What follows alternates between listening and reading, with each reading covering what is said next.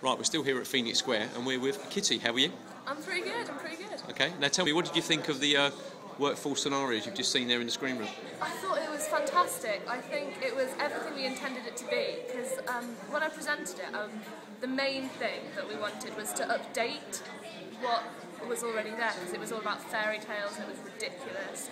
And so what we've got is something that's really heartfelt and really normal, in a sense, for the people that do these, that live like that every day. And in that way, hopefully it won't get dated, it will remain inspiring, and it will remind the people that are in these services of why they wanted to work with children and young people in the first place. It is a reminder, and it will stay relevant, and I think those are the two most important things. Now, I was just speaking to Julia, one of the parents of Georgina, who plays the young Tia, who sort of goes through the scenario of sort of drug taking and sort of talks to her doll, how she's being spoke to by her mum, and she was saying how proud she is of her as well, but also the fact that that is actually a real scenario that's being acted out there, and if it has an impact on one person and one professional kind of recognises that a little bit more. Do you think that's what it is? It's having these scenarios as real, reflecting the real world?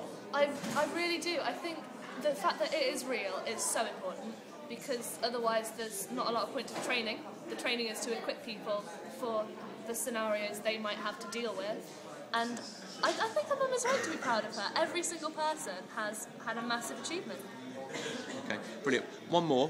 What's your what is your favourite one? Do you think if you had a favourite? Oh, my favourite. I don't know. I feel quite bad asking what's your favourite worst case scenario I know. for a young person, but I quite like the Anne one about the immigration and the lack of status, because it's the sort of thing that gets overlooked, and it's the sort of thing that in Leicester particularly it is fantastic, because these are real issues and we're not overlooking anyone. Okay. What did you think of the story about being let down on sort of accommodation for the person coming out of care and foster parents and things like that? I mean, because again, we know the person that's in it, and we know that is actually a very accurate representation, almost even the language that he uses, the frustration. I remember him coming into the library sometimes after he'd let down. I think Phil was fantastic in it, his emotion, and you can tell that's how he feels. He's just connected with it. Yeah. And because of that connection, hopefully that film will connect with someone else, and the chain will continue, and it will all be okay.